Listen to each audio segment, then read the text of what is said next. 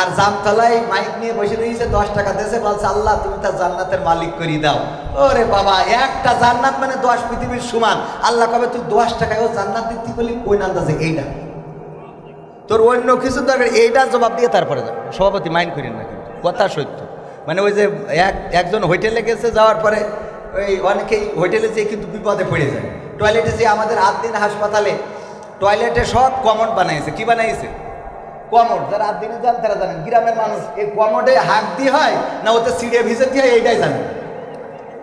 ওই যে পানি জমা থাকে, তো একজন বলছে এবার ওমরায় যাওয়ার পরে বলছে, ওমরাতে আবার কাতারে গেলাম, কাতারে গেলি অনেক গল্প হচ্ছে যে হজে যেয়ে আমার দাদা আমাদের মসজিদের মুয়াজ্জিন, সে মক্কায় মোটামুটি ওই যে ডাউন প্যান ছিল, ডাউন প্যানে টয়লেট করেছে। মদিনায় যে একটু ভিআইপি হোটেল, ওখানে যে কমোড, ওই যে উঁচুটা হাইপ কমোড, তো ওইটাই যে টয়লেটে যাচ্ছে আর বেরোচ্ছে, যাচ্ছে আর বেরোচ্ছে, যাচ্ছে আর বেরোচ্ছে। আমি বললাম দাদা কি হয়েছেটা কি? বলছে নিয়ে আসলে তো সে টয়লেট করি, টয়লেট করে যে আপনি যাচ্ছেন যেখানে ওইটাই তো টয়লেট। তো বলছে ওখানে যে সে হাঁকবো সে জায়গা ডাকবো। আমার দাদা মসজিদের মুয়াজ্জিন, আপনার মতো মুরব্বী। তো আমি বললাম, আমি বলা কি আমার আর একজন বলছে দাদা আসেন আমি আপনার দেখাই দিচ্ছি। পরে নিয়ে যেতে দেখাই দিলে এই হইলো কমোড, এখানে পায়খানা করতে হয়। তো কীভাবে? তা বললে এইভাবে বসে পায়খানা করবেন। ও খানিক পরে আবার বেরিয়েছে, এই বলছে দাদা কি হয়েছে? তা বলছে ওখানে বসে চিন্তা করলাম আমি এখানে এইভাবে বসি না হয় চেয়ারম্যানের মতো হাঁকলাম, কিন্তু সোজ পড়বে। এটাও তো একটা চিন্তার বিষয়, হ্যাঁ? তো এই জন্য কিছু বিষয়, তো এই কথা যখন আমি কাতারে যে আলোচনা করছি, বলছে ভাই আপনার চাচা তো ছোট ঘটনা ঘটাইছে, আমার চাচা সে আর একটা ঘটাইছে। কি? তা বলছে আমার চাচা যে চিড়ে ভিজবে, তার জায়গা খুঁজে না পেয়ে ওখানে যে পানি জমা থাকে ওখানে ভিজে খেয়ে এসে বলছে চিনিটা দিন ওখানে গুলাই খেয়ে এসে একবারে তুলে সহ্য না করে পারা যায়। তো যাই হোক, এখন মানে এইটা বলতে গেলাম কেন, একজন ওই যে টয়লেট হোটেলে যেই বিপদে পড়ে গেছে, হাই কমোড টয়লেট করার কোনো রাস্তা খুঁজে পাচ্ছে না। তো করিস কি, ওই মোজা খুলে নিয়ে ওর মধ্যে টয়লেট করেছে, যে এতে বসবো কি পায়খানা করবো কি, ওতে করিয়ে মোজাটায় গিরে দিয়ে ওই যে মানে ছোটো যে জানলা ফ্যান থাকে না, অ্যাডজাস্ট ফ্যান বলে, অমনি ছেলে দিদি গেছে, সিলিং ফ্যানে গেছে বেরিয়ে। যাওয়ার পরে ওই মোজা ফ্যান যত ঘুরিয়েছে সারা দেয়ালে সব ছড়াইছে। হোটেল কর্তৃপক্ষ ঢুকে বলতেছে এ করেছিস কি? বলছে ভাই মাফ করে দেন। বলছে তোর মাফ করি দেবো, অসুবিধা নেই, কিন্তু তোর বলতে হবে যে তুই এ সারা দেয়াল হাগলি কি বলে সেইটা, এইটা বললে তারপরে মাফ। তো এখন পরকালে আমাদের হুজুরদের বলবে যে তুই 10 টাকায় যে জান্নাত দিলি, তুই কিভাবে দিলি? যেই জান্নাত 10 পৃথিবীর সমান, তোর বেনাপোলে জমি কিনতে গেলি 1 শতক 10 লাখ টাকা লাগে, আর 10 টাকায় তুই তার 14 গোষ্ঠী জান্নাতে তুই এতে ওখানে মাইক বাজাচ্ছিস। কথা কয় না, ঠিক না বে ঠিক? মসজিদে আমি গত সপ্তাহে আমার মসজিদে আলহামদুলিল্লাহ সভাপতি হিসেবে দায়িত্ব দিয়েছে।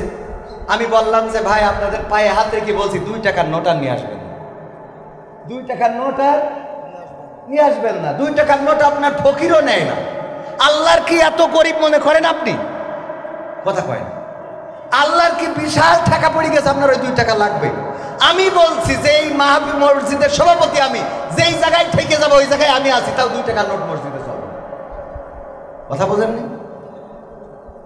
আপনি 2 টাকার নোট, ছিঁড়া নোট, যেই টাকা ছিঁড়া, এত ছিঁড়া যে ওই টাকা হাসপাতালে নিয়ে গেলি বলবো আইসিইউতে ঢুকা দিল, সেই টাকাটা করে নিয়ে আসে। দান বাক্স খুলে দেখেন যত নষ্ট, ভারতের টাকা ভিসা পাচ্ছে না বলে মসজিদে ঠিক গেল যে যাতেও পারবে না, এটাকে আল্লাহ তোমার দিলাম, তুমি ভারতে চালাও, বাংলাদেশে চালাও, তোমার তো কোনো দেশে অসুবিধে নেই।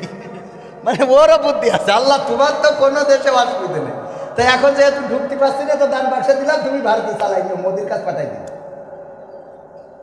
বুদ্ধি আছে না নাই?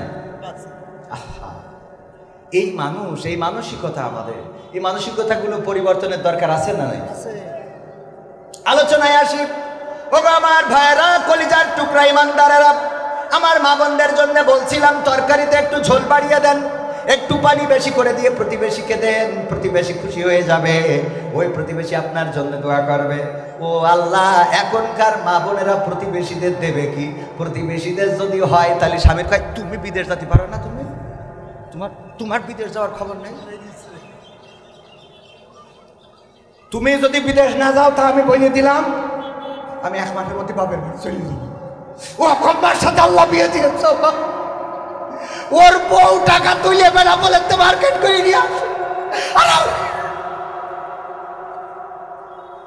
ঠিক না বেঠিক? স্বামী জোর করি ও যাবে না মোটে, ও বউ ঠিক থাকতে পারে না, সেই বউর জোর করি পাঠাই দিয়ে এইবার স্বামী যেই টাকা পাঠায় ও যেই বেনা বলতে বাজার করি নিয়ে আবার এনামুল ভাইয়ের সাথে, হ্যাঁ কথার কথা না, ভাইয়ের সাথে না, এই আর কি আছে না নাই, কথা কয় না, সত্য না মিথ্যা? অধিকাংশ পরিবার, প্রবাসে থাকা অধিকাংশ পরিবারে পরকীয়া, হাতে অ্যান্ড্রয়েড ফোন, স্বামী পাঠাই দিয়েছে দামি ফোন, ওই দামি ফোনে স্বামীর সাথে কথা বলতে মজা লাগে না। হ্যালো কবির বিন সামাদ ভাই, হ্যাঁ আপনার সাথে আমার একটু কথা ছিল। কি কথা ভাবি? বলছি কি একটা ফতোয়া জানতে চেয়েছিলাম।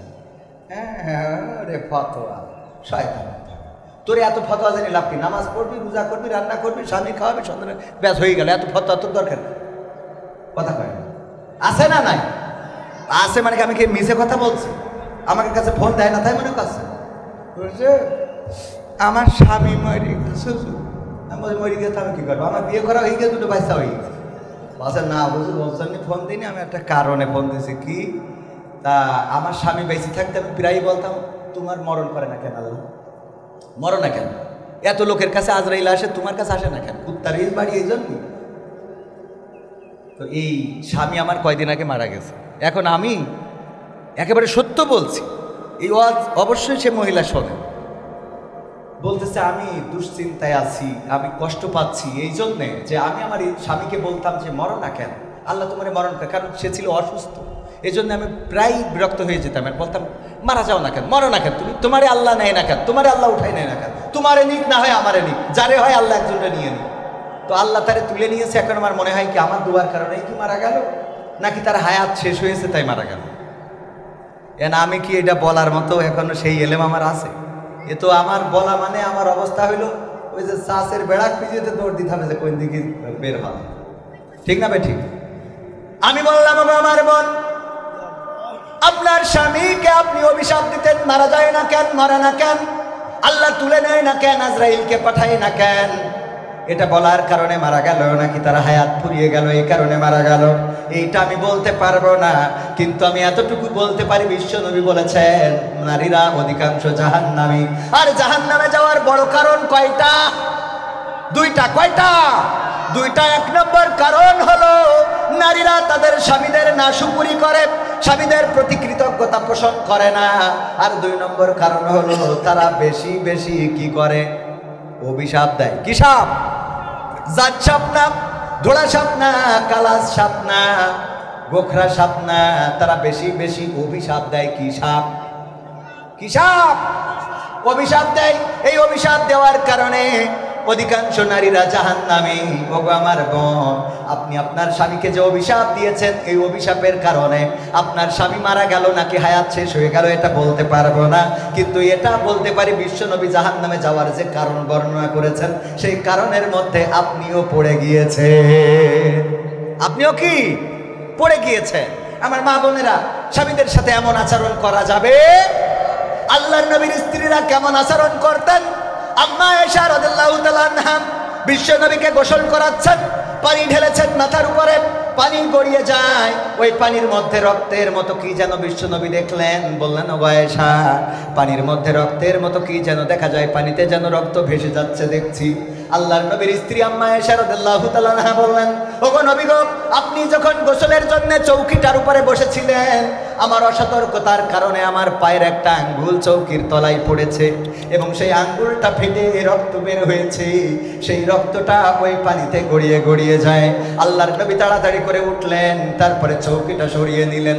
আল্লাহর নবী চৌকিটা সরিয়ে নিয়ে আম্মা আয়েশা রাদিয়াল্লাহু তাআলা নূর আঙুলটা, আনহার আঙুলটা ধরে বললেন, ওগো আয়েশা, তোমার এই আঙ্গুলটা ফেটে গেল, রক্ত ফিনকি দিয়ে বের হয়ে পানিতে ভেসে চলে গেল।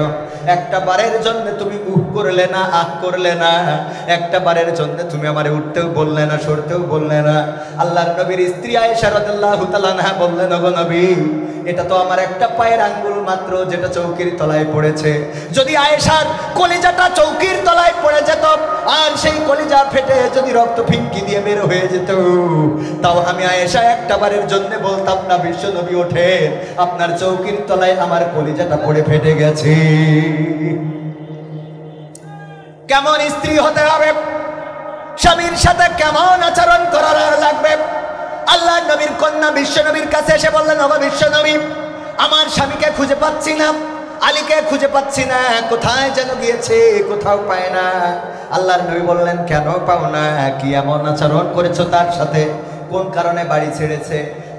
ফাতেমা রাদিয়াল্লাহু তাআলা আনহা বললেন, ওগো নবী, আজ 3 দিন ধরে বাড়িতে কোনো খাবার নাই। হাসান হুসাইন বারবার আমাকে বিরক্ত করে, মাগো খেতে দাও, খেতে দাও। আমি বললাম, বারবার কেন আমাকে ডিস্টার্ব করো? তোমরা তোমাদের বাবাকে কি দেখতে পাও না? আজ 3 দিন হয়ে গেল, আলী কোনো জায়গায় কোনো কাজ খুঁজে পায় নাই, কোনো জায়গায় কোনো রুজি রুটির সন্ধান করতে পারে নাই, খালি হাতে বাড়িতে আসছিল। এমন সময় আমি এই বকুনিটা দিচ্ছিলাম হাসান হুসাইনকে, এই বকুনি শোনার কারণে আলী রাদিয়াল্লাহু তাআলা আনহু বাড়ি থেকে বের হয়ে গিয়েছে। ফাতেমা বললেন, এই কথাটা যখন বলছিলাম আলী তখন গেটে ছিল, আর গেট থেকে ভিতরে ঢোকে নাই, বরং পিছন দিকে চলে গিয়েছে। আমি হাসান হুসাইনের কাছে জিজ্ঞাসা করলাম কোন দিকে গিয়েছে, তাদের কাছ থেকে খোঁজ নিয়ে তারপরে আমি চারিদিকে খুঁজলাম, মসজিদে নববীর আশেপাশে খুঁজলাম, কোথাও আমি আপনার জামাতাকে খুঁজে পাই নাই। আল্লাহর নবী বললেন, ওগো ফাতেমা, তুমি আমার আলীকে কষ্ট দিয়ে ফেলেছো। 3 দিন ধরে সে পরিশ্রম করেছে, খুঁজেছে, এই মদিনার অলিতে গলিতে একটু কারমের জন্য, একটু খাবারের জন্য ঘুরে বেরিয়েছে, হয়তো ব্যবস্থা করতে পারে নাই। সে বাড়িতে আসার পরে তুমি যখন বলেছো তোমাদের বাবাকে কি চোখে দেখো না, এটার কারণে আলী বাড়ি থেকে বের হয়ে গিয়েছে। ওগো ফাতেমা, আমি তোমাকে বলে দিই, আমার আলী যদি এই মুহূর্তে মারা যায়, এই মুহূর্তে যদি মালাকুল মাউত আলীর জানটা কবজ করে নিয়ে যায়, আলীকে যদি কোনো বনের বাঘ খেয়ে ফেলে, সাপে যদি কামড় দেয়, আর আলী যদি পৃথিবী ছেড়ে চলে যায়, ওগো ফাতেমা, তুমি যদি ক্ষমা চেয়ে না নিতে পারো পরকালের ময়দানে, হাসরের ময়দানে, আমি নবী মুহাম্মদ, তুমি আমার কন্যা ফাতেমা এই পরিচয়টা দেব না। আমার কন্যা এই পরিচয়টা দেব না। আর আমার মা বোনেরা স্বামীদের সাথে কেমন আচরণ করেন সেটা আপনারা ভালো করে জানেন, আমিও জানি। আমারটা তো বলা যায় না, কারণ ইউটিউবে যাচ্ছে, আমার আবার বাড়ি আবার করবে, এটা নিয়ে আবার কি টর্চারিং করবে। তো যে পর্যন্ত বলিস ওই পর্যন্ত থাক, আমারটা বলবো না। বুঝি তো কি করে না করে, কি অবস্থায় আছি নাই।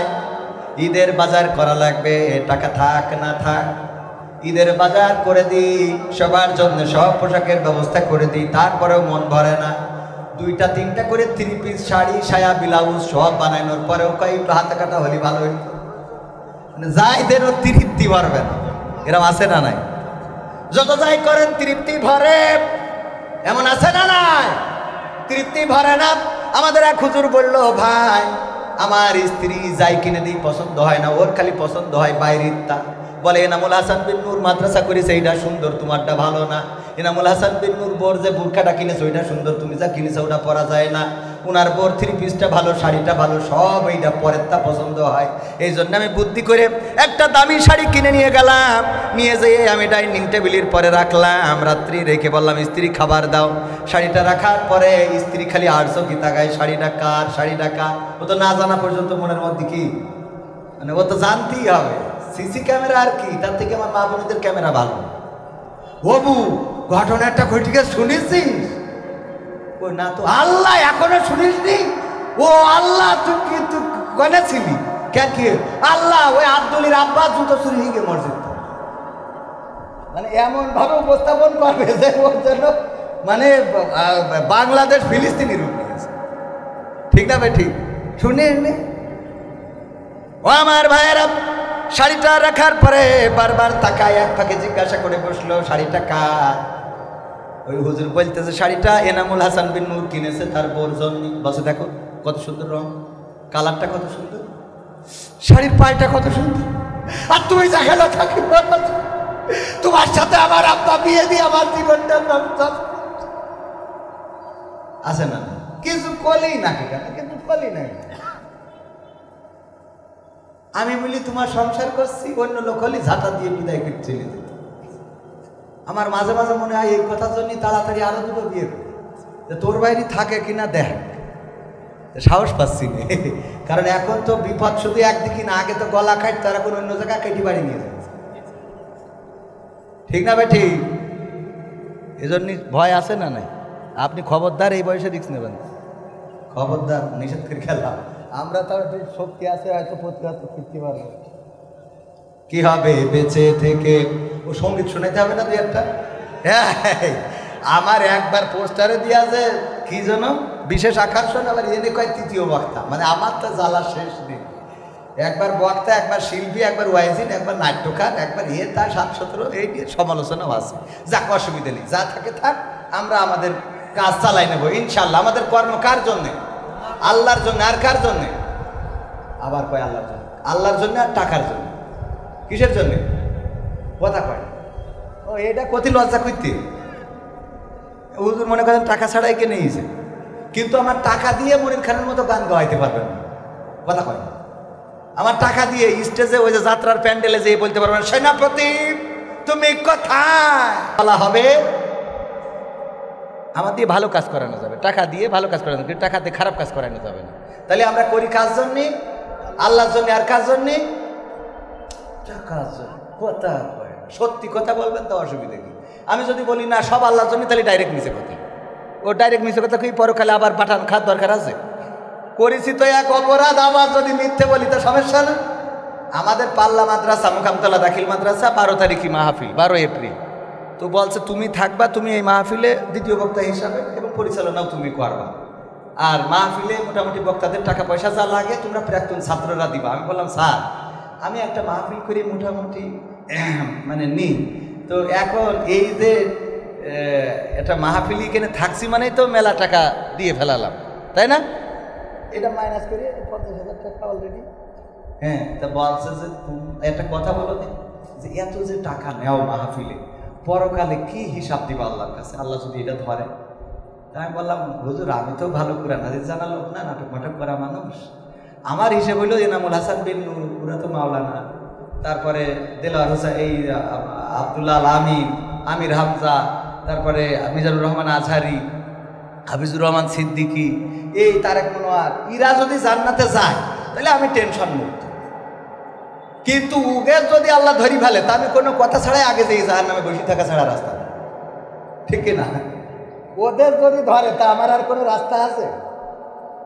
হ্যাঁ, বড় বড় মানুষ যদি অ্যাটাক হয়ে যায়, আপনার এত বড় দাড়ি, এত বড় টুপি, এত বড় রুমাল, এরপরে যদি আল্লাহ আপনার ধরি ফেলে, আমি কোনো কথা ছাড়াই জাহার নামে যাই বসে থাকা ছাড়া রাস্তা। এইটুকু দাড়ি নিয়ে হবে? এটা তো আমি ভালোভাবে বুঝি। আল্লাহ ক্ষমা করুন, বলে না আমি যত সহজে বলছি, পরকালটা এত সহজে হবে। ইকরা কিতাবাকা কাফা বিনাফসিকা আল-ইয়াওমা আলাইকা হাসিবা। রুবেল ভাই আসছে তো দেন দেন স্লোগান ভাই। দ্বিতীয়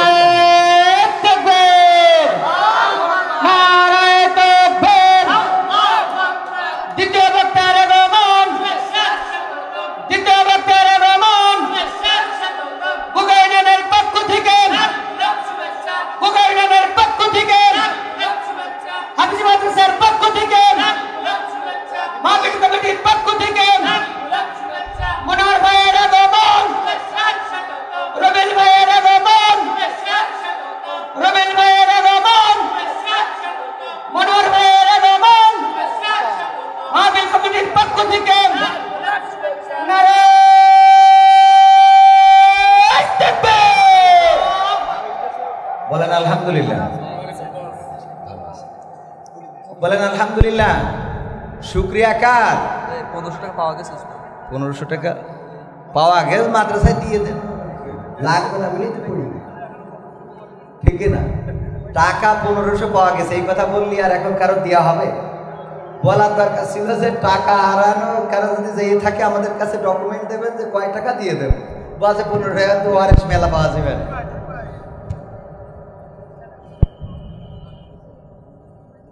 সবাই জিকির করেন, লা ইলাহা লা ইলাহা লা ইলাহা ইল্লাল্লাহ লা ইলাহা ইল্লাল্লাহ লা ইলাহা ইল্লাল্লাহ। এইটা ঠিক করে না, তাই আমি তো যাহাই করবেন চাপানো কি করবেন, বক্তা নিয়ে আসেন বেশি, তাই হবে কি ওখানে একটা ইট মেরি দেন, আরো ইট নিয়ে আসেন মারা আসতে, আমি কি ধৈর্য বাস পারবো? এটা কিছু তো করবে।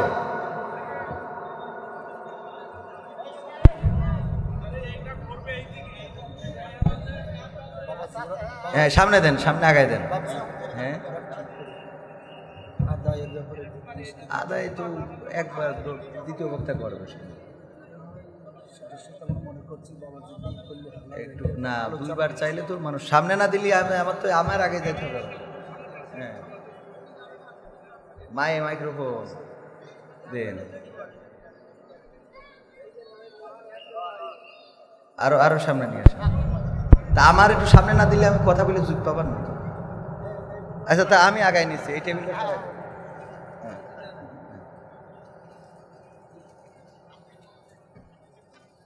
হ্যাঁ বেশি হয়ে গেল। হ্যাঁ নেন, ঠিক আছে, একটু উঁচু করা গেলে করা যেত, উঁচু করা যাবেন। দেখেন না, তাড়াতাড়ি করেন, মানুষের কষ্ট হয়ে যাচ্ছে। আমি ধরছি, আপনি টানেন।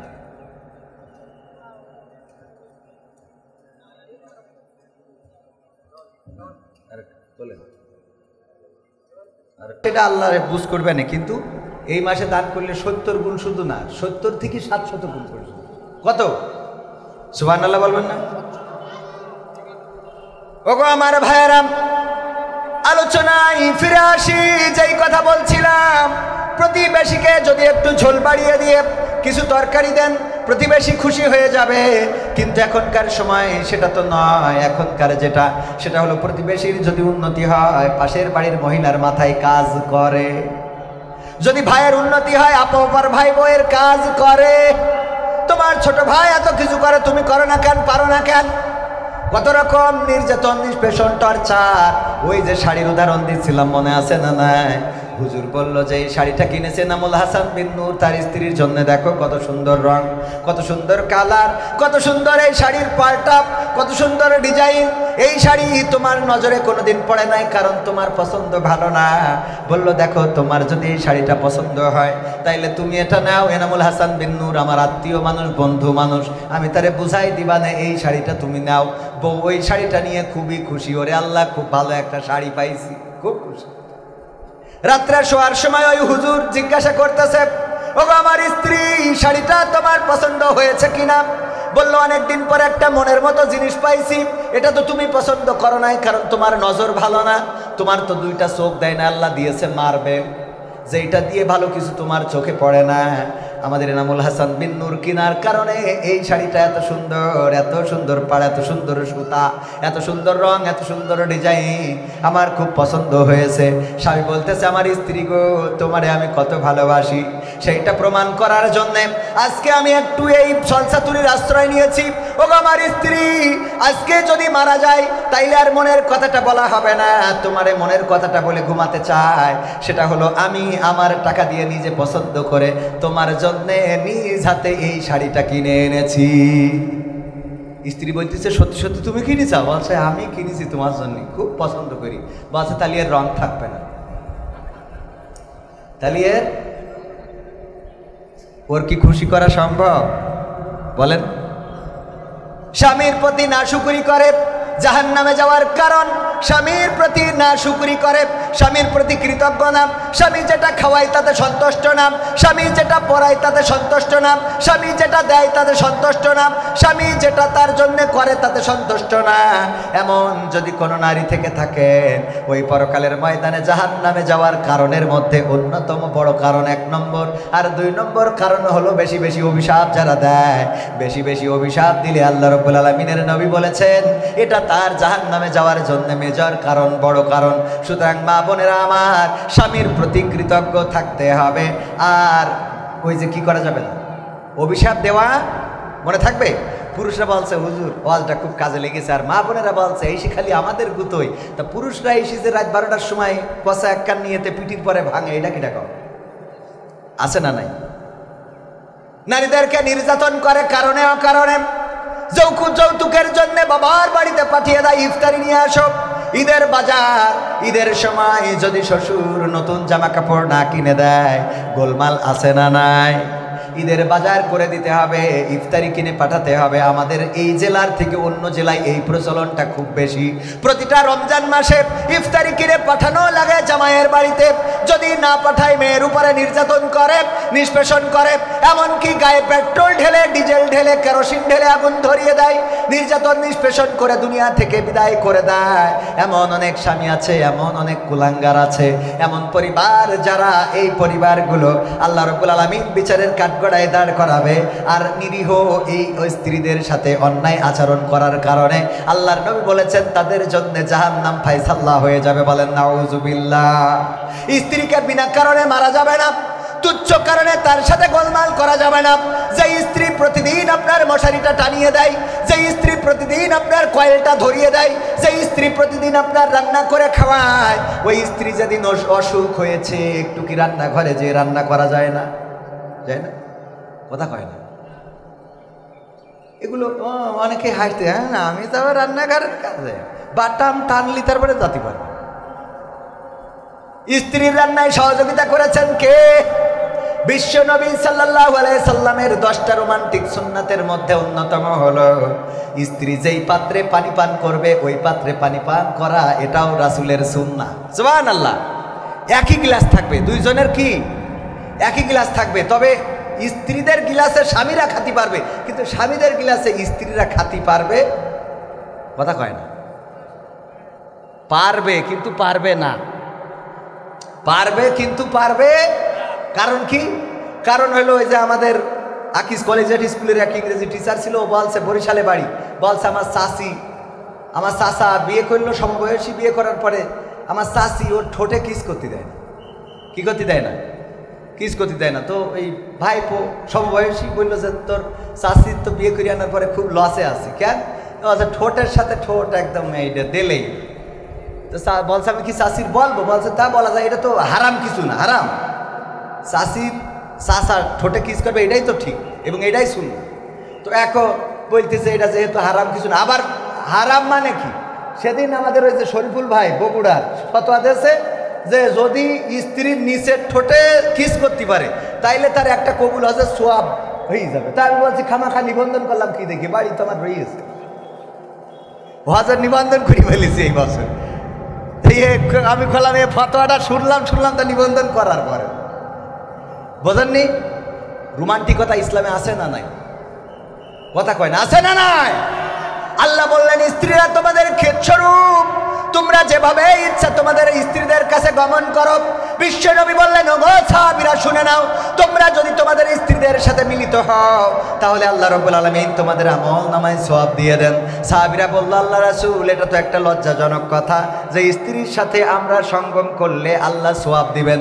আল্লাহ নবী বললেন ওগো আমার সাহাবীরা এটা লজ্জার কিছু নয়, এটা লজ্জার কোনো কারণ নেই। কারণ হলো তোমরা যদি তোমাদের বৈধ স্ত্রীর বাইরে এই একই কাজ অন্য জায়গায় করতে গুনাহ হতো না? সাহাবীরা বললেন অবশ্যই গুনাহ হতো, শুধু তাই নয় এমন গুনাহ দুনিয়ার পরে মাজা পর্যন্ত গেড়ে দিয়ে সঙ্গে সার করা হতো, আর পরকালে আল্লাহ জাহান্নাম দিয়ে দিবেন। আল্লাহর নবী বললেন সেই কাজটা যখন বৈধ জায়গায় করা হয় আল্লাহ উল্টা তার পরিবর্তে সমান সওয়াব লিখে দেন। বলেন সুবহানাল্লাহ। যেমন গুনাহ হতো তেমন সওয়াব হয় স্ত্রীদের কাছে গমন করলে। বলেন সুবহানাল্লাহ। সুতরাং যুবকেরা বিয়ে তাড়াতাড়ি করার দরকার আছে না নাই? সওয়াবের জন্য হলেও বিয়েটা করে ফেলতে হবে। আল্লাহ কবুল করুন, বলেন আমিন। যুবকরা কয় হুজুর আব্বা তো বোঝে না, আছে না নাই? অনেক বাপ নিজের বিয়ের সময় ঠিকই দাদার সাথে বাড়াবাড়ি করে বিয়ে করেছে, অথচ ছেলের বিয়ের সময় বলে আগে প্রতিষ্ঠিত হও। তো তুমি কয় নম্বর প্রতিষ্ঠিত ছিলে বিয়ের সময়? ছেলের প্রতিষ্ঠিত আগে বিয়ে জয়েল কান্দে তুলে দাও, সোজা হয়ে যাও, ঠিক না বে ঠিক? এই যে গরু দেখেন না, যদি ছাড়া পায় ও সারা গ্রাম ঘুরি তারপরে গইলি আসে, ঠিক না বে ঠিক? দামড়া গরু ছাড়া পাইলে এটা করে।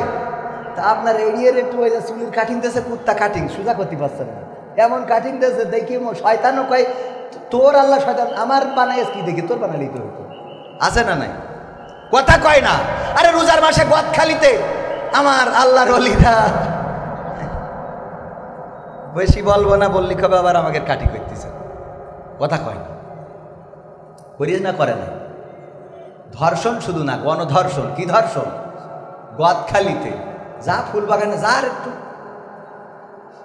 ওনাকে আবার ফুল বাগানে না গেলে হয় না, বেড়াতে নিয়ে যেতে হবে, মাথার পরে আবার ফুল দিতে হয়। তোর ফুল দিতে হয় কেন মাথার পরে? এই আছে না নাই? ওরে বাবা, সব কত মাথার পরে ফুল, মাথার পরে ফুল দিয়ে মোটরসাইকেলের পিছনে বসে গিয়ার মারার জায়গা খুঁজবে। ও আমার ভাইয়েরা, আলোচনায় ফিরে আসি। এই কাজগুলো আমার মা বোনের পর্দার মধ্যে থাকতে হবে, স্বামীদের সাথে ভালো আচরণ করতে হবে। পুরুষদের কথা বলছিলাম, ওই যে আমার স্যার বললেন যে তার চাচি কিস করতে দেয় না, এই জন্যে চাচিরে বললো চাচি। আমার চাচা অভিযোগ করলো তুমি নাকি তাকে ঠোঁটে কিস করতে দাও না। কই দেব কি? তোমার চাচা বিড়ি পান করে, ধূপ পান করে, বিড়ি খেয়ে মুখের যে অবস্থা করে রেখেছে, ওর পাশায় কিস করা যাবে, তা ঠোঁটে না। তাহলে গিলাসে কি পানি পান করা যাবে? স্বামীরা খালি বুঝতে পারিছেন এখন কেন পান করে না? কথা বোঝা গেছে কিনা? ও পানি পান করলি ও তো পানি থাকে না, ও মানে হয় যে বিড়ি গুলাই থিয়েছে। সত্য বলছি না মিথ্যা বলছি? পায়খানা ঘরে যাবেন, কোনো বিড়িখোর পায়খানা করে আসলে আপনি টয়লেটে গেলে মনে হবে আপনি পায়খানায় আসেননি, বিড়ি ফ্যাক্টরিতে আছেন। এই সত্য না বলেন, একদম আল্লাহর কিরে করে পাবেন। হ্যাঁ, তো ওর ওই গিলাসে কি পানি পান করা সম্ভব? কথাগুলো আপনাদের খারাপ লাগছে? আমার মা বোনেরা বলছে এই হুজুরির আগামী বছর দাওয়াতে না আনলি আমরা টাকা দেবো, কারণ যে অতিষ্ঠ করতেছে জীবন শেষ। নামাজের সময় যখন ইমাম বলে ওয়ালা দলিন, এই যে হামিম করে ছাড়লো, দুই কান্দের ফেরেশতা খাতা থিম চলে যায়, যে পরে এসে লিখ পায়। এখন তুই আগে আমিন বলি না, আমি পরে আসবো, কারণ তোর মুখিতে যা বেরোইলো আপাতত থেকে থাকতে পারছি না, ঠিক না বে ঠিক? পাশে দাঁড়াইলে বোঝা যায়, দেখবেন বিড়িখোরের পাশে দাঁড়াইলে নামাজে, ও যখন আমিন বলে আমিনের গন্ধে ওখানে দাঁড়ানো কষ্ট হয়ে যায়। যারা নিয়মিত নামাজি তারা এটা বুঝতে পারবেন, আর নিয়মিত বিড়িখোর যারা তারা তো জীবনে নামাজ পড়লে বুঝবেন না, ঠিক না বে ঠিক? তাইলে নবীর রোমান্টিক সুন্নাতের মধ্যে যেটা, স্ত্রী যেই গ্লাসে পানি পান করবে স্বামী সেই গ্লাসে পানি পান করবে, স্বামী যেই গ্লাসে পানি পান করবে স্ত্রীও সেই গ্লাসে পানি পান করবে। রোমান্টিক সুন্নতের মধ্যে রয়েছে একটাই বালিশ থাকবে, স্বামী স্ত্রীর ঘরে দুইটা বালিশ হবে না, এক বালিশে দুইজন মাথা দিয়ে ঘুমাবে, বলেন সুবহানাল্লাহ। শুধু তাই নয়, স্ত্রীদের সাথে দৌড় প্রতিযোগিতা করা, খেলা করা, আনন্দ করা, র্যাকেট খেলা যদি পর্দা থাকে, আবার র্যাকেট খেলার জন্য স্কুল মাঠে যাওয়া যাবে। আপনি চাইলে আপনার স্ত্রীর সাথে র্যাকেট খেলতে পারবেন, আপনি চাইলে আপনার স্ত্রীরে বলবেন যে বল করতে, আপনি ব্যাট করবেন। এইগুলো যদি করেন ভালোবাসা বাড়বে, সংসারে আনন্দ বাড়বে, স্ত্রী স্বামীর মধ্যে মহব্বত বাড়বে, এই সংসারে পরকীয়া থাকবে না, এই সংসারে অন্য স্ত্রীর সাথে স্বামী কথা বলবে না, আর স্ত্রীরাও অন্য স্বামীর সাথে কথা বলবে না, বলেন ঠিক কিনা? কিন্তু আমরা তো স্ত্রীকে সময় দিই না, আবার স্ত্রীরাও স্বামীকে সময় দেয় না। ওই যে বলছিলাম যে অনেক স্ত্রী আছে যারা স্বামীর কথা ভালো লাগে না, কিন্তু কবির বিন সামাদের কাছে ফোন ধরে ঘন্টার পর ঘন্টা বলতে খুব ভালো লাগে। এরম আছে না নাই? স্বামী যদি ফোন দেয় বিদেশ থেকে, এই এত ফোন দাও কেন, এই এত ফোন দিতে কেন জন্য তোমার, হ্যাঁ টাকা পাঠাবা, পিন নাম্বার বলে দিবা, টাকা তুলে আনবো, এত ফোন দাও কেন, রেখে দাও দিয়ে এবার, হ্যাঁ বল্টু ভাই কেমন আছেন আপনি, অনেকদিন পরে দেখেন তো আমার ঠোঁটটা কেমন লাগছে। ও বাবা, ও বল্টুর কাছে যাইতে ঠোঁট দেখায়, কথা কয় না, আছে না নাই? পুরুষও আছে, বোর সাথে খ্যাক ম্যাক সারাদিন, এই এটা করেন, এই এটা করেন, এই এটি করেন, আছে না? কিছু করলি, ভাতে একটু লবণ কম বেশি হয়েছে না, ভাতে তো হয় না, তরকারিতে লবণ একটু কম বেশি হইল, লবণ কম হইল কেন, বেশি হইল কেন? আরে বাবা, এই নিয়ে যে টর্চারিং করেন না করি, লবণ যেহেতু বেশি হয়েছে, ভালো বেশি বলা যায় না। তুমি আজকে বেগুন রাঁধতে চাও, তো মনে হচ্ছে হরিণীর গোশ রাঁধতে চাও, লবণটা একটু কম হইলে আর একটু ভালো হইতো, ও খুশি হয়ে যাবে না? ও পরের দিন আনন্দে আরো লবণ বাড়াই দেবে, মানে খুশির চোটে মানে উল্টো করি ফেলবে। তো যাই হোক, এইগুলো বলবেন, স্ত্রীকে সুন্দর সুন্দর কথা বলবেন, তা না আবার ওই যখন ভাবির সাথে কথা বলে, হ্যাঁ ভাবি কেমন আছেন, আরে বাবা শয়তান। আল্লাহ হেদায়েত করুন, বলেন আমিন। ওয়াকরনা ফি বুয়ুতিকুন্না ওয়ালা তাবাররাজনা তাবাররুজাল জাহিলিয়াতিল উলা, কথাটা কার? আল্লাহ রাব্বুল আলামিন বললেন, ও নারীরা তোমরা পর্দার মধ্যে থাকো, জাহিলি যুগের মেয়েদের মতো সাজুগুজু করে নিজেদেরকে প্রদর্শন করে বেড়ায়ও না। আর এখনকার মা বোনেরা সাজুগুজু করা তো যেমন তেমন। ওরে আল্লাহ, ঈদের মার্কেটগুলোতে এখন পুরুষ পাওয়া যায় না, আজান দিয়ে নারী আছে না নাই? নারীদের জন্য আমাদের ঢুকার কোনো কায়দা নাই, আবার তর্ক বিতর্ক শুরু করে দেয়। আমি এক দোকানে গেলাম কাপড় দেখার জন্যে, আমার পরে এসেছে এক মহিলা, আসার পরে আমাদের ছুটিপুরের বাজারে আসার পরে আমাকে কাপড় দেখাচ্ছে, উনি খালি কয় আমারে দেখান, আমারে দেখান। আল্লাহ, এটা কিরাম, আমারে দেখান, আমারে দেখাচ্ছেন না কেন? মানে আমি দেখতেছি আমার দেখাচ্ছে, ও খালি বলতেছে। আমি বললাম, আচ্ছা আপনার সমস্যাটা কি বলেন তো?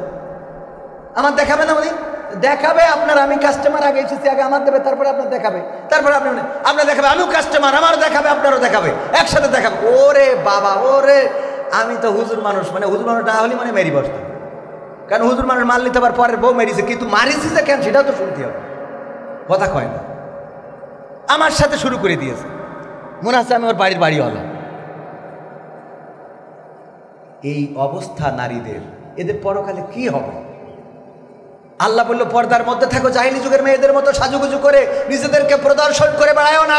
আর এখনকার মা বোনেরা সাজুগুজু তো করেই, বুরু কাটিং, তারপরে এই যে আইলা শাইলা বাইলা টিপ নুক্তা যা কিছু আছে সব দিয়ে তারপরে বুরকা পরে বাড়িতে যখন যায় তখন মনে হয় জান্নাতুল ফেরদাউস বেরোইল, ঠিক না ভাই? ঠিক। আর গদখালি যাওয়ার পরে ওর মধ্যে যে ঢোকে সেই জাহান্নামের টিকিট নিয়ে বাড়ি চলে যায়, কথা কয় না, আছে না নাই? আপনি মনে করছেন হুজুর খালি এইসব কথা বলতেছে, এগুলো তো আমাদের মানে কি অনেক চাচা আছে, মুরব্বী আছে। যদি বলি আপনার নাতিটা দেখলাম এই যে অবস্থা, গদখালি দেখলাম আর একজনের মোটরসাইকেলের পিছনে হাত ধরি, বলি ও গো বাপু, এখনকার সময় ও আগে ছিল না, এখন হইয়াছে, এখন হইয়াছে, আছে না নাই? ও যে তোর ডাইকিন জাহান্নামে নিয়ে যাচ্ছে, পরকালে বলবে যে আমার দাদা ওরে ধরো, কথা কয় না, ঠিক না বে? ঠিক। এই জন্যে পর্দা করাতে হবে, সাজুগুজু করা বন্ধ করাতে হবে। আর এই সাজুগুজুগুলো যখন করে, নাইট ক্রিম মেখে কালো মানুষটাও পরিষ্কার হয়ে গেছে। আমার গ্রামেও দেখি যেই লোকটা ছিল কালো, যেই মেয়েটা কালো, হঠাৎ 4 মাস 5 মাস 1 বছর পরে দেখা যায় যে সে ফকফকি পরিষ্কার। এই পরিষ্কার ছেলেরা প্রতারিত হয়, মেকআপ দেখে প্রতারিত হয়।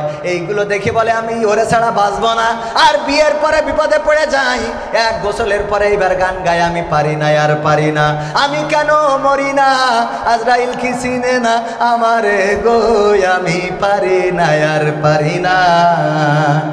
হয়তো 2 দিন পরে মরবো, আগে মরলে কি ক্ষতি, ওরে এই দুনিয়ার রং তামাশা বুঝলাম না রে এক রতি, ও আমার ঘরের রমণী সে যে কাল নাগিনী, বেনাপোলের বিউটি পার্লার আমার বাজাইছে 12টায়, আমি পারি না আর পারি না, ঠিক না বেঠে? বিপদে পড়ে যাই। ওই যে উদাহরণ দিতে যেয়ে বলি, এক বিউটি পার্লারের মালিকের নিয়ে যে একটা বক্স দিয়েছে, আইফোন 16 প্রো ম্যাক্স, দাম কত? কয় 80,000, 2 লাখ টাকা, 1.5 লাখ টাকার উপরে আইফোন 16 প্রো ম্যাক্স কত নিয়ে যেয়ে দিয়েছে বিউটি পার্লারের। এই যে আপনার দিলাম, কিসের জন্য? কয় গতকালকে আমার স্ত্রী আপনার এই বিউটি পার্লার থেকে সেজে গিয়েছিল, তাতে কি আমি খুশি হয়েছি, এই জন্য দিলাম। কি খুশি হই? বলছে আল্লাহ এর যেন আরো 3টে বিয়ে হয়, কারণ আইফোন 16 প্রো ম্যাক্স এত দামি ফোন। ওমা বক্স খুলি দেখে ওর মধ্যে কি এর আইফোন 16 প্রো ম্যাক্স, খুলি দেখে ওর মধ্যে নোকিয়া 1100, গাডার মারা বাটনটাও 2 ইন্দুরি খেয়ে গেছে। লিখা রয়েছে কি, এখন কেমন লাগে, এখন কারণ কালকে তুমি যে মালডারে সাজাইছো, এক গোসলের পরে যখন আমি বিয়ে করে নিয়ে যে ঘুমটা উঠালাম, তখন দেখলাম পরিমণির খালাইতো বোন, কিন্তু সকালবেলা গোসলের পরে দেখি নোকে 1100 গাডার মারা বাটন ও ইন্দুরি খেয়ে গেছে। আছে না নাই? তুমি সাজায়ে দিলে এমন মাল, আমি এক গোসলে সব শেষ। তবে এখনকার ছেলেরা একটু চালাক, চেহারা দেখার আগে পাত দিকে তাকায় দেখে নেটওয়ার্ক আছে কি নাই, ঠিক না বেঠে? আর যারা বোঝে না তাদের বুঝাই দিলাম, এখন মা বোনেরা যতই মেকআপ করেন কাজে লাগবে। কারণ পাই দেখবেন যে ওখানে টাওয়ার পাচ্ছে কিনা, যদি দেখেন মুখের সাথে পার নেটওয়ার্কের মিল নেই, একটা ওয়ারিদার একটা গ্রামীণ, তাইলে বলবেন যে ভেজাল আছে না। একটা ওয়ারিদ একটা গ্রামীণ, এইটা যদি হয় এয়ারটেল আর গ্রামীণ, তাইলে বলবেন ভেজাল আছে, ওইটারে বিয়ে করা যাবে। আগের সময় যদি আমার চাচারা, আমার মুরব্বীরা, হুজুররা বিয়ে করতে চাইতো, তাদের মুরব্বীরা যেত মেয়ে দেখার জন্যে, যাওয়ার পরে জিজ্ঞাসা করতো, গো মা কোরআন পড়তে পারো কিনা? বলতো পারি। তাইলে 2টা আয়াত পড়ে শোনাও। কোরআনটা বের করে দিত, 2টা আয়াত পড়ে শোনাতো। তারপরে বলতো নামাজের আরকান আহকাম কয়টা, তারপরে বলতো হুজুর ফরজ কয়টা, তায়াম্মুমের বিধান কি, তারপরে সূরা ইয়াসিন মুখস্থ আছে কিনা, আর রহমান পারো কিনা, আয়াতুল কুরসিটা হবে কিনা, দোয়ায়ে কুনুতটা বলো, দুরুদে ইব্রাহিমটা হবে কিনা। এইগুলো জিজ্ঞাসা করার পরে যখন দেখতো সব কিছুতে 100তে 100, বলতো যে যাক খুশি হয়েছি, মেয়েটা যদিও একটু কালো, রঙে যদিও একটু মরা, জাতের মেয়ে কালো ভালো, নদীর পানি ঘোলা ভালো, সুতরাং এই মেয়েটাকে বিয়ে করা বা ছেলের জন্য বৌমা করা যায়। আর এখনকার সময় মেয়ে দেখতে যেয়ে জিজ্ঞাসা করে কি, মুরব্বীরা আর যায় না, যাই ইয়াং ফুলাপান, যাওয়ার পরে মেয়ে সেজে গুজে সামনে আসে, এই পরে আগে এটা চোখ কি করে, এটা চোখ একটা মারি দেয়, এটার কি বলে, যে কথা তো ছিল রেখলে ঠিক আছে। এরপরে কয় দোস্ত জিজ্ঞেস কর, ভাবি আপনার টিকটকে ফলোয়ার্স কত আছে? টিকটকে আপনি রিলস ভিডিও কি করতে পারেন? আপনার ফেসবুকে ভিউজ কেমন হয়? আর্নিং আছে কিনা? মুরব্বীরা বুঝতে পারছেন না, কিন্তু ইয়াংরা বুঝতে পারছে জিনিসগুলো কি।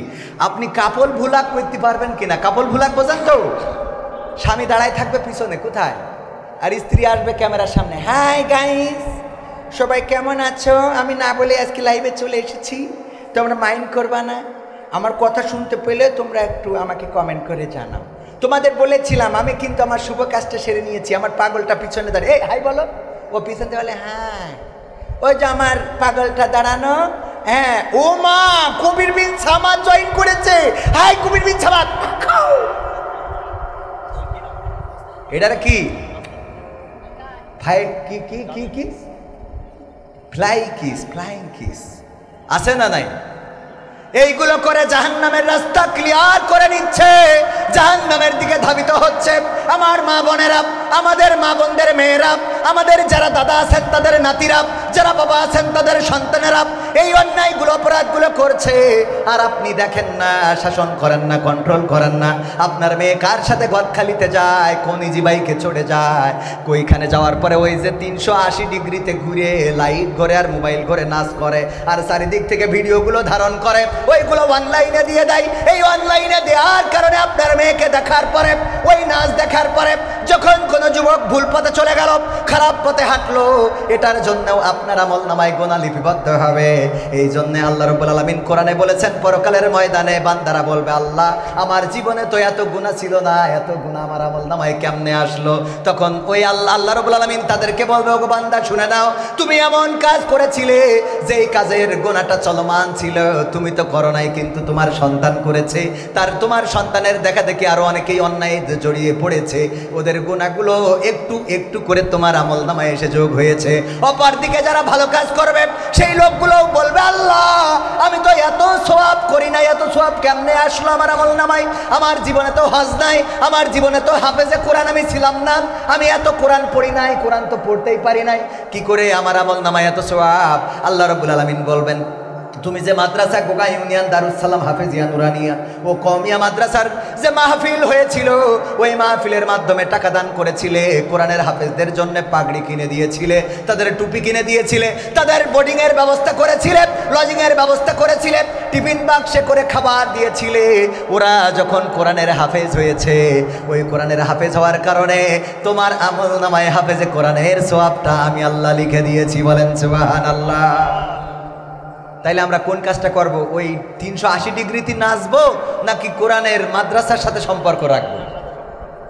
মাদ্রাসার সাথে যদি সম্পর্ক রাখতে পারেন, কোরআন পড়বে আমার কোরআনের হাফেজেরা, হাদিস পড়বে আমার কোরআনের হাফেজেরা, আর আপনি ঘরে বসে বসে সওয়াব পাবেন। এমনকি এই মাদ্রাসা কিয়ামত পর্যন্ত জারি যদি থাকে, কিয়ামত পর্যন্ত সাদাকায়ে জারিয়া হিসাবে আপনার আমল নামায় সওয়াব পৌঁছাতে থাকবে। বলেন সুবহানাল্লাহ।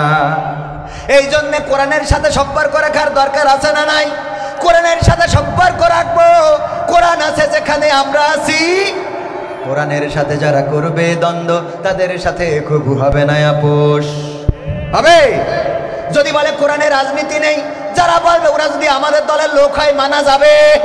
যদি জামাতরা বলে কোরআনের রাজনীতি নেই, মানবো না? মানবো না। বিএনপি বললেও মানবো না, আওয়ামী লীগ বললেও মানবো না। কোরআনের সাথে রাজনীতির সম্পর্ক আছে না নাই?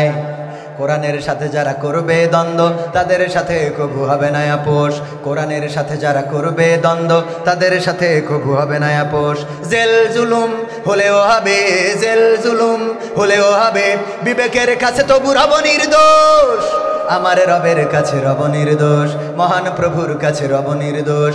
কোরআনের সাথে যারা করবে দ্বন্দ্ব, তাদের সাথে কবু হবে না। কোরআনের কথা যারা বলে যায় আজ, তাদের দমাতে কত ফন্দি। কাউকে ধরে নিয়ে দিয়েছে ফাঁসি, কাউকে রেখেছিল বন্দি। ঠিক না বেঠে?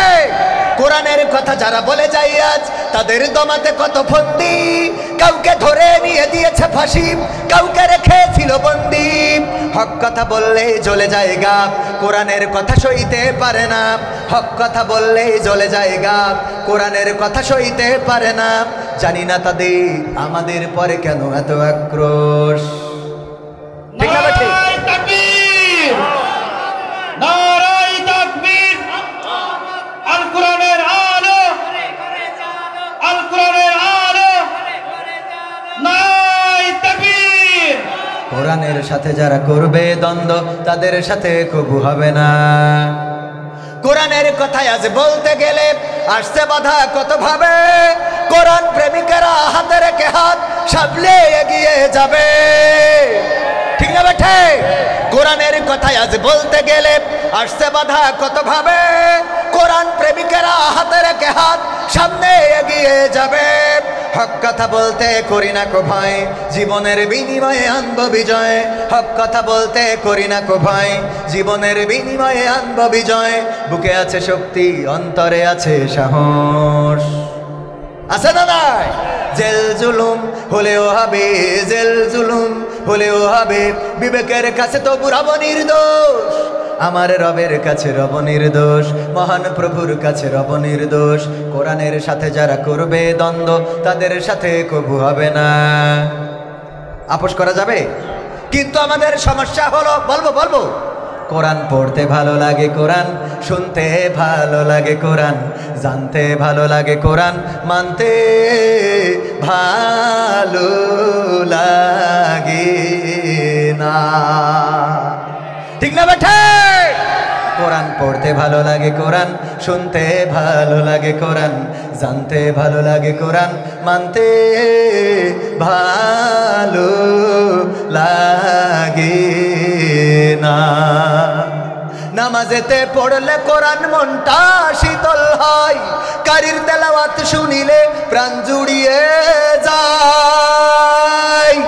নামাজেতে পড়লে কোরআন মনটা শীতল হয়, কারির তেলাওয়াত শুনিলে প্রাণ জুড়িয়ে যায়।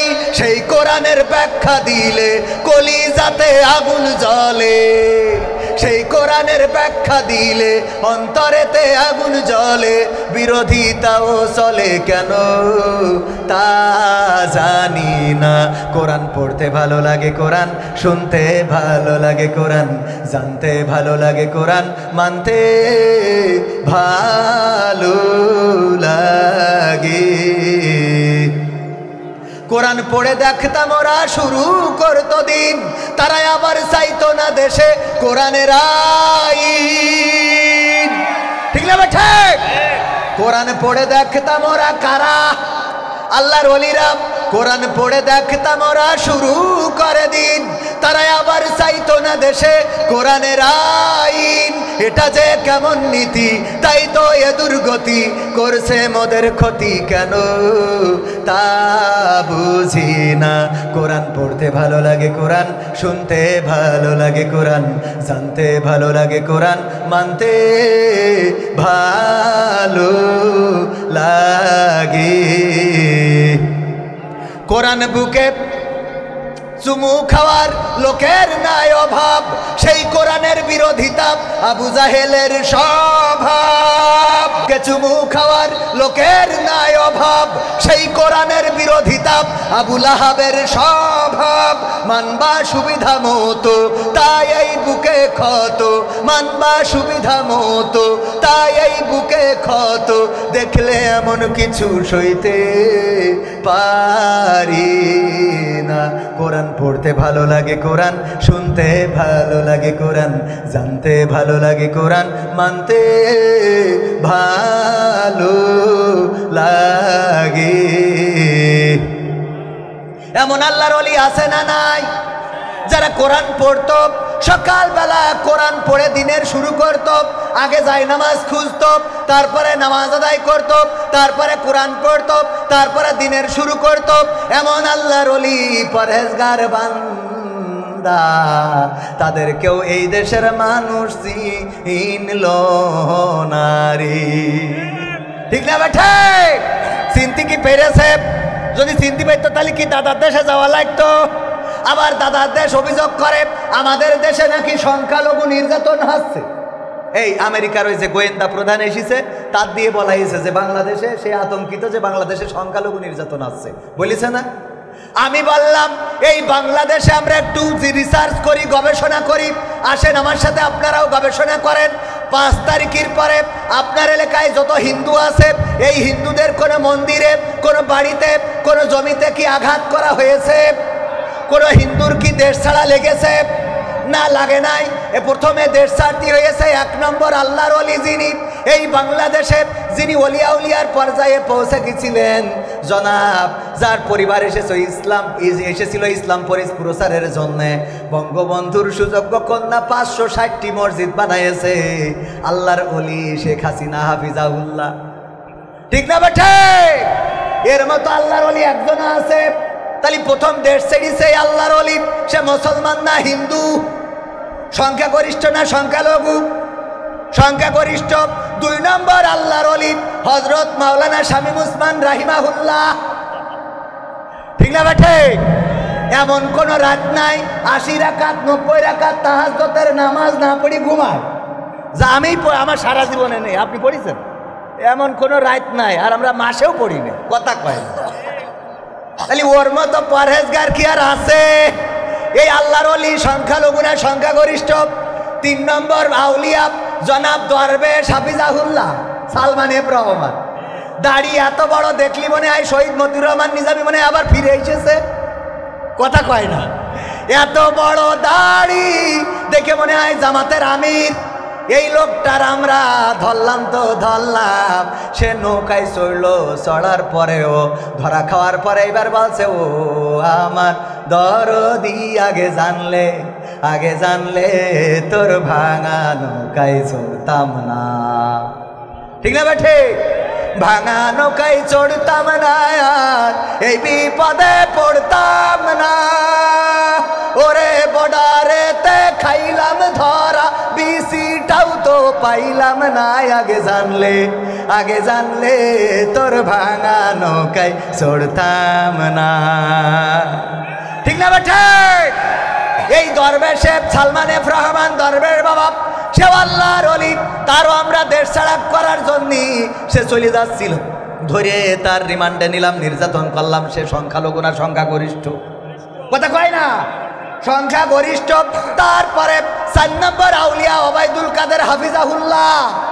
খেলা হবে, খেলা হবে। এই পীর সাহেব সে যে কোথায় গেল, কোন জায়গায় হারালো, তারে খুঁজে পাওয়া যায় না। 4 নম্বর গেল, 5 নম্বর মানিক চিন্তা করলো এতদিন দাড়ির বিরুদ্ধে টুপির বিরুদ্ধে কথা বলেছি, এখন থেকে সব বাদ, দাড়িও রাখলো, টুপু পড়লো, এমনকি ঘর বাড়ি ছেড়ে দিয়ে বাগানে যেয়ে কলা পাতায় শুয়েছিল। ঠিক না বেটে? কলা পাতায় শুয়ে রয়েছে, ও ধরিস তো ধরিস, বিছু খুলিল, বিসি খুললি মেশিনের আর দাম আছে। ঠিক না বেঠে? ওগো আমার ভাইয়েরা, এই আল্লাহর ওলিরা সংখ্যালঘু না সংখ্যাগরিষ্ঠ? কথা কয় না। এইভাবে যদি বলি ইনু, মেনন, দীপুমণি, মমতাজ, কিশোর, রুনা লাইলা, মানে যারা ওই দিকতে নির্যাতিত আছে তারা সব কি? সব সংখ্যাগরিষ্ঠ, সব মুসলমান। আর আমার দাদারা বলে এই দেশে সংখ্যালঘু নির্যাতিত হয়। তাহলে আমার প্রশ্ন হইল, নির্যাতিত হচ্ছে তো ইরা যদি সংখ্যালঘু হয় তাইলে আল্লাহর ওলিগুলো কই? আর ইরা যদি আল্লাহর ওলি হয় তাইলে সংখ্যালঘু কই? কথা কয় না। আমার কথা মানে বোঝেননি? নাসিরউদ্দিন হোজ্জা অনেকদিন পরে 1 কেজি গরুর গোশত কিনেছে, কিনে নিয়ে স্ত্রী বলছে রান্না করো, কইসি খাবো, ভালো করি সরষের তেল দিয়ে রান্না। স্ত্রী রান্না করি, ও তো মেলা দিন ধরে গরুর গোশত খায় না। আগের সময় নারীরা কি মোটামুটি নারীরা পুরুষরা 1 কেজি গরুর গোশত বৈশি খাওয়া কোনো ব্যাপার ছিল না। ও কড়াইতে খাতি 1 কেজি গোশত তেজ মারা শেষ। এবার চিন্তা করলো কি করবো, স্বামীর কি জবাব দেবো? মেয়েদের একটু বুদ্ধি বেশি থাকে, ঠিক না বে ঠিক? হঠাৎ দেখা যাচ্ছে বল্টুর সাথে কথা বলছে, বল্টু ভাই তোমাকে না দেখলে আমার ভালো লাগে না, একটু ভিডিও কল দাও তো। আচ্ছা এমবি নেই, ঠিক আছে তাহলে কথা বলো। হঠাৎ যদি স্বামী এসে বলে কার সাথে কথা, এ ভাই তুই এসে বেড়াই দেশ নে ভাই, তোর কতদিন দেখিনি ভাই, তোর কথা খুব মনে পড়ে। আরে ছোটবেলায় একসাথে কত মালাঠুলি খেলতাম।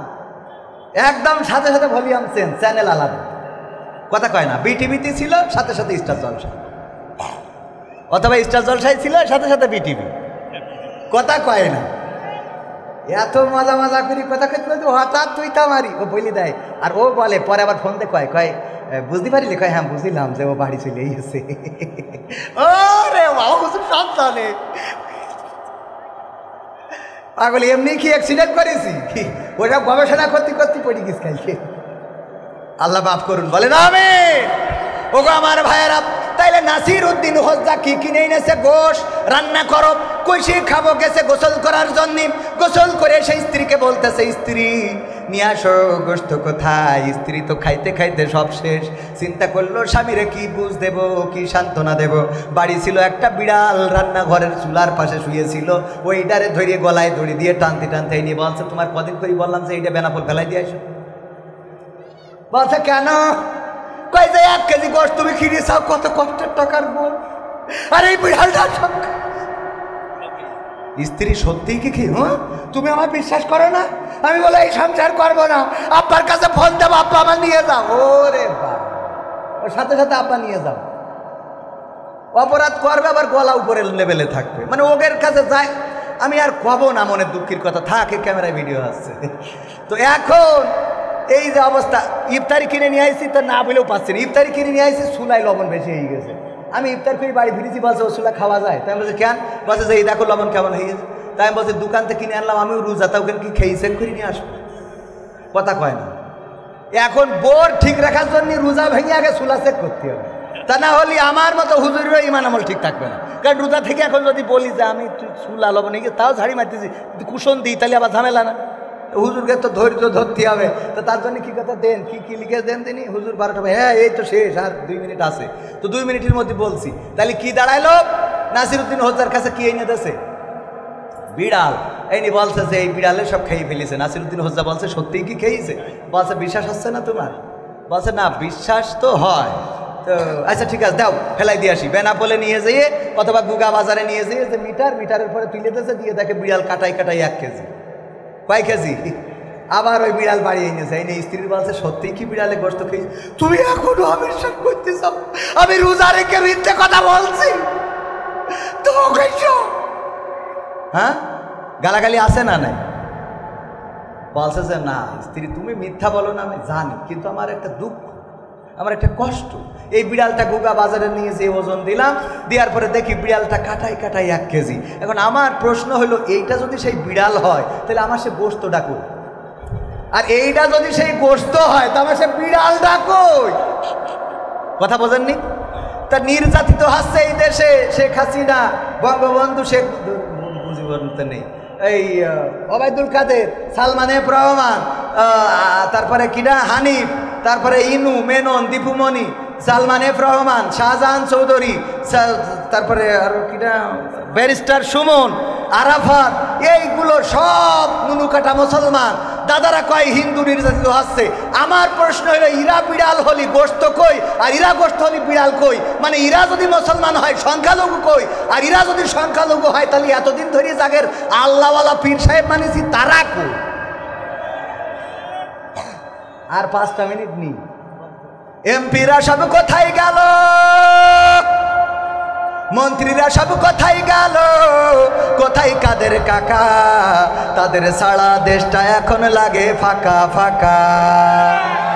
পালাবো না, পালাবো না, প্রয়োজন হলে ফখরুলের বাসায় গিয়ে ঠাকুরগাঁওয়ে বাসা আছে না, ঠিক না বেঠে? পালাবে না, পালাবে না, যাই না তবু দেখা, পালাবে না, পালাবে না, যাই না তবু দেখা। তাদের সারা দেশটা এখন লাগে ফাঁকা ফাঁকা, ওদের সারা দেশটা এখন লাগে ফাঁকা ফাঁকা। আইন মন্ত্রী আটকে গেল আইনেরই ফাঁকে, দাড়ি ছাড়া দরবেশের ভণ্ড ভণ্ড লাগে। আইন মন্ত্রী আটকে গেল আইনেরই ফাঁকে, দাড়ি ছাড়া দরবেশের ভণ্ড ভণ্ড লাগে। শুনছি কত নেতা নেত্রী খাইতেছে ভাই ডান্ডা, বিচারপতি কালামানিকের ফাটিয়েছে আন্ডা। পলকেরও ঝলক গেল, পলকেরও ঝলক গেল থামিয়ে নেটের চাকা। তাদের সারা দেশটা এখন লাগে ফাঁকা ফাঁকা, ওদের সারা দেশটা এখন লাগে ফাঁকা ফাঁকা। কই গেল সেই সংসদেতে মমতাজের গান, কোথায় গেল হজরত বলা স্বামী মোসমান? কই গেল সেই সংসদেতে মমতাজের গান, কোথায় গেল হজরত বলা স্বামী মুসমান? ইনু মেনন দীপুমণি আছে কারাগারে, বাপ করিলেও পাপ কখনো ছাড়ে কি আর তারে? কোথায় গেল স্পিকারের, কোথায় গেল স্পিকারের দৃষ্টি আঁকা বাঁকা? তাদের সারা দেশটা এখন লাগে ফাঁকা ফাঁকা, ওদের সারা দেশটা এখন লাগে ফাঁকা ফাঁকা। কোথায় গেল আরাফাত আর ব্যারিস্টার সুমন, কথা বলার সময় তারা করেনি ওজন? মুরগি কবির খাইছে ধরা, জাফর কোথায় আছে? গোপনে কি সেও গেল মোদি দাদুর কাছে? কোথায় গেল সালামের, কোথায় গেল সালামের কাড়ি কাড়ি টাকা? তাদের সারা দেশটা এখন লাগে ফাঁকা, ঠিক না? সম্মানিত ভাইয়েরা আমার, যারা ইসলামের বিরুদ্ধে অবস্থান নিয়েছিল, যারা চেয়েছিল, আল্লাহ রাব্বুল আলামিন বলেছেন ইউরিদুনা লিউতফিউ নূরাল্লাহি বিআফওয়াহিহিম আল্লাহু মুতিম্মু নূরিহি ওয়ালাউ কারিহাল কাফিরুন। ওরা চায় মুখের ফুৎকার দিয়ে দিনের আলোকে, ইসলামের আলোকে নির্বাপিত করে দেবে, আমি আল্লাহ আমার দিনের আলোকে প্রজ্বলিত করে রাখবো। ওরা চেয়েছিল এই দেশ থেকে ইসলামকে মিটিয়ে দিতে, ইসলামী মূল্যবোধকে মিটিয়ে দিতে, মসজিদ মাদ্রাসাকে এই দেশ থেকে, এই দেশে মসজিদ মাদ্রাসা যেন ভালোভাবে মানুষ ইবাদত করতে না পারে, মাদ্রাসায় যেন কোরআনের খাদেম হতে না পারে, তার জন্য যত রকম ষড়যন্ত্র করা যায় সব রকম করেছিল। বলেন ঠিক কিনা? ষড়যন্ত্র কি টিকেছে?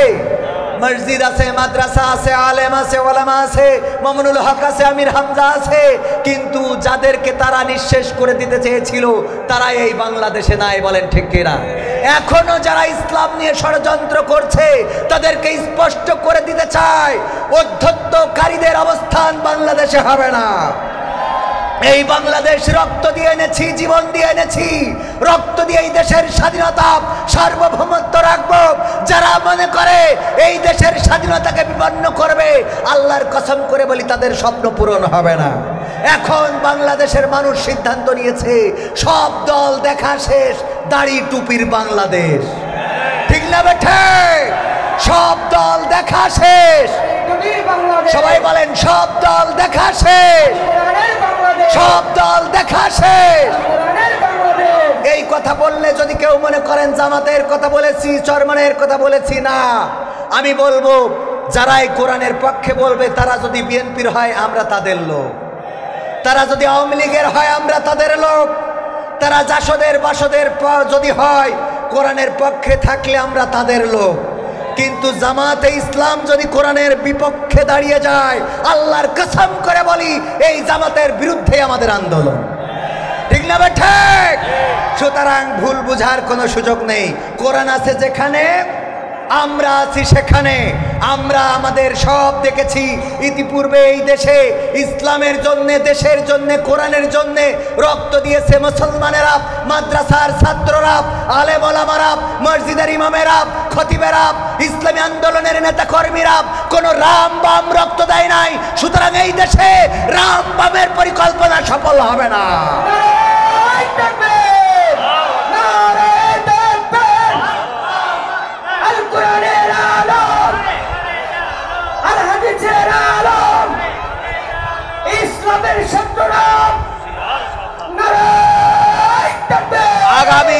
আগামীর দিন আসছে বড় ক্রিটিক্যাল দিন।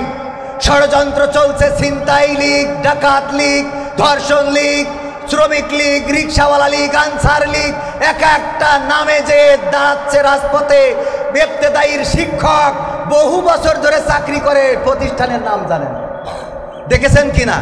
সুতরাং ষড়যন্ত্রকে যদি মোকাবেলা করতে হয় তাহলে অবশ্যই সোচ্চার থাকতে হবে। যদি আইন প্রশাসনের লোক সুনির্দিষ্ট কোনো পদক্ষেপ গ্রহণ না করে, জনগণ লাঠির মাথায় আইন তুলে নিতে হবে। ডাকাত কয়টা পায়ে দড়ি ভেঙে বেঁধে উল্টা টানানোতে ডাকাত কমেছে না কমে নাই? ধর্ষণকারী পাবেন, উল্টা টানাবেন, পৃথিবী থেকে বিদায় করে দেবেন। আইনের কাজ যদি আইন না করে জনগণ করে দেবে, ঠিক না বে ঠিক? আইনের কাজ আইন না করলে জনগণ করে দেবে। স্পষ্ট করে বলে দিতে চায়, আগামীর দিনে বাংলাদেশে ষড়যন্ত্র করে পার পাওয়া যাবে না। 1400 ছাত্র, 14,000, 15,000 ছাত্র যদি জীবন দিতে পারে তাহলে বাংলাদেশের লাখো মুসলিমও জীবন দিতে।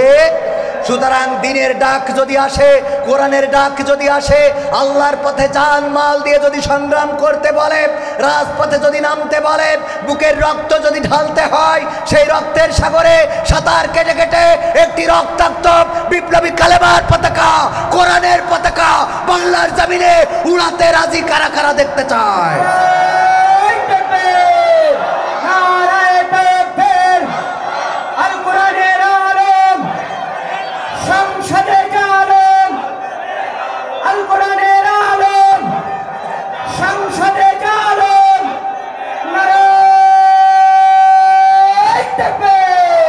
শেষ কথা হলো, আমরা ইংরেজদের শাসন দেখেছি, আমরা পাকিস্তানিদের শাসন দেখেছি, এবং স্বাধীন বাংলা হওয়ার পরে এই 53 বছর আমাদেরকে ললিপপ ঝুলানো হয়েছে। কেউ বলেছে নতুন বাংলাদেশ গড়া হবে, কেউ বলেছে সোনার বাংলাদেশ গড়া হবে, কেউ বলেছে সবুজ বাংলাদেশ গড়া হবে, কেউ বলেছে স্মার্ট বাংলাদেশ গড়া হবে, কেউ বলেছে ডিজিটাল বাংলাদেশ গড়া হবে। আর স্মার্ট বাংলাদেশ গড়তে যেয়ে স্টেজ পর্যন্ত ভেঙে ফেলেছে, বলেন ঠিক কিনা?